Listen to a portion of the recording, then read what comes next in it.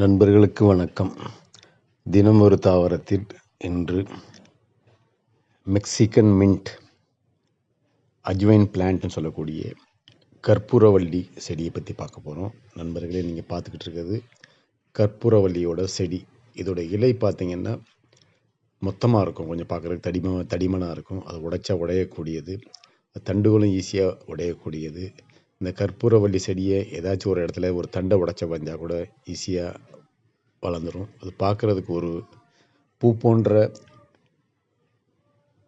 அமைப்பில் இருக்கும் இந்த கற்பூரவள்ளி செடி. இந்த கற்பூரவள்ளி செடியில் மருத்துவ குணங்கள் அதிகமாக இருக்குது. இந்த கற்பூரவள்ளி செடியை இருமல், தேள்கடி, சிறுநீரகத்தில் ஏற்படுற கற்களை சரி பண்ணுறதுக்கு, வயிற்று கோளாறுகளை சரி பண்ணுறதுக்கும், செரிமான சீர்கேட்டை சரி செய்கிறதுக்கும், பெண்களுக்கு மாதவிலக்கு கோளாறுகளை சரி செய்கிறதுக்கும், தலைவலி, உடல் உஷ்ணத்தை குறைக்கிறதுக்கும் உபயோகிக்கிறாங்க.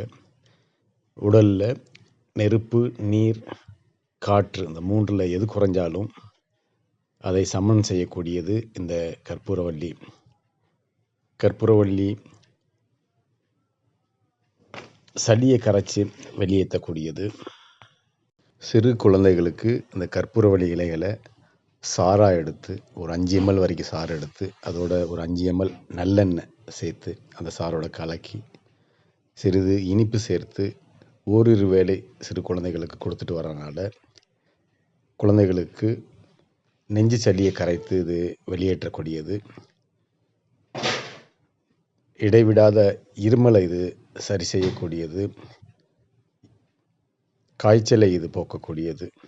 நண்பர்களே, கற்பூரவள்ளி இலைகளை சாறு எடுத்து அந்த சாரை நெற்றியில் போட்டுட்டு வரனால தலைவலியை இது சரி செய்யக்கூடியது.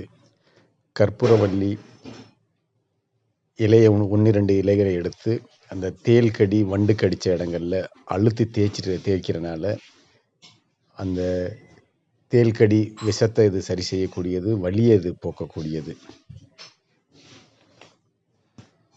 நண்பர்களே, கற்பூரவள்ளியோட இலையோட வாசனை பார்த்தீங்கன்னா ஓமத்தோட வாசனை இருக்கும். அதனால் இது ஓமவல்லின்னு சொல்லுவாங்க இந்த செடியோட பேர். இந்த கற்பூரவள்ளி இலையை அரைச்சி சாறு எடுத்து அந்த சாரோட சிறிது தேங்காய் எண்ணெய் கலந்து சிறு தீயில காய்ச்சி வடிகட்டி வச்சுக்கிட்டு அந்த எண்ணெயை தலைவலிக்கு போட்டுட்டு வரனால தலைவலி சரியாகும். கழுத்து வலி வீக்கம் உள்ள இடங்களில் போட்டு வரனால வலி வீக்கத்தை சரி செய்யக்கூடியது. மூட்டு வலியில் இருந்தால் மூட்டு வலிக்கு போடுறனாலையும் அது சரியாகும். நண்பர்களே, கற்பூரவள்ளி இலை 4-5 இலைகளை எடுத்துக்கிட்டு அதோட ஒரு 1/4 கரண்டி சோம்பு, சிறிது கற்கண்டு சேர்த்து மீறிட்டு காய்ச்சி வடிகட்டி குடிச்சிட்டு வரனால அகட்டு வாயு அகற்றி அது செயல்படக்கூடியது. செரிமான சீர்கேட்டை இது சரி செய்யக்கூடியது. சிறுநீரகத்தோட செயல்பாட்டை இது அதிகரிக்கக்கூடியது. இது ஒரு டையூரிக்னு சொல்லுவாங்க. சிறுநீரை நன்றாக வெளியேற்றக்கூடியது.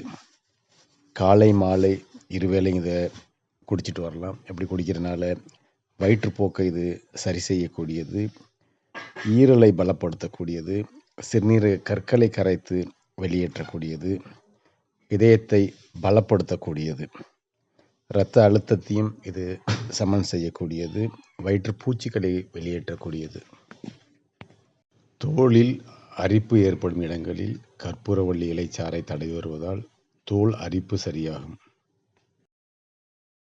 நண்பர்களே, கற்பூரவள்ளி இலைச்சாற்றை அக்கி கொப்பளங்களில், அம்மை கொப்பளங்களில் போட்டு வருவதால் நமைச்சல் அதிகமாவதை, அக்கி கொப்பளங்கள் அதிகம் உடலில் பரவுவதை தடுக்கக்கூடியது. கற்பூரவள்ளி இலைகள் ஒரு 3 இலைகள் எடுத்துக்கொண்டு அதனுடன் 1/2 கரண்டி மல்லித்தூள், தனியா பவுடர் சேர்த்து பனங்கற்கண்டு சேர்த்து நீரிட்டு காய்ச்சி வடிகட்டி காலை மாலை என்று குடித்து வருவதால் சிறுநீரக கற்களை இது கரைத்து வெளியேற்றக்கூடியது. இது ஒரு டையூரிக்னு சொல்லுவாங்க. சிறுநீர் பெருக்கியாக இது செயல்படும். இந்த தீநீரை வடிகட்டி பால் சேர்த்து குடித்து வருவதால் பெண்களுக்கு வெள்ளைப்போக்கை இது சரி செய்யக்கூடியது.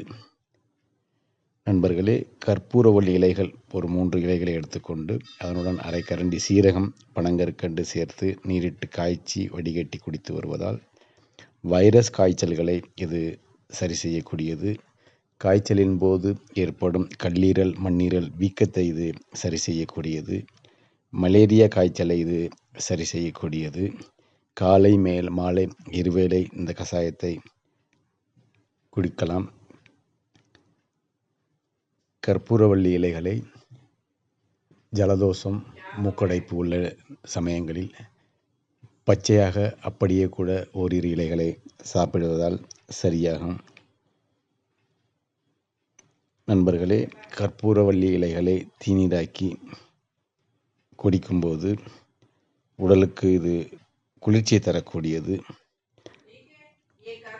அவ்வாறு கஷாயமாக்கி குடிக்கும் பொழுது சிறிது சீரகம் அல்லது வெந்தயம் சேர்த்து எடுத்துக்கொள்ளலாம்.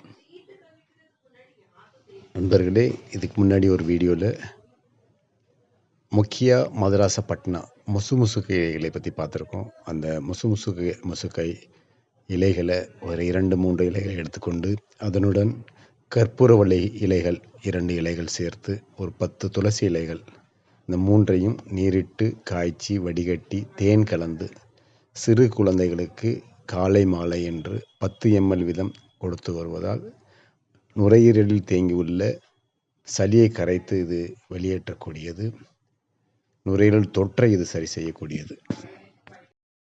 நண்பர்களே, கற்பூரவள்ளி இலைச்சாற்றுடன் சிறிது கஸ்தூரி மஞ்சள் பொடி சேர்த்து நன்றாக கலக்கி அம்மை கொப்பளங்களின் மேலும் அக்கி கொப்பளங்களின் மேலும் போட்டு வருவதால் வெகு சீக்கிரம் சரியாகும்.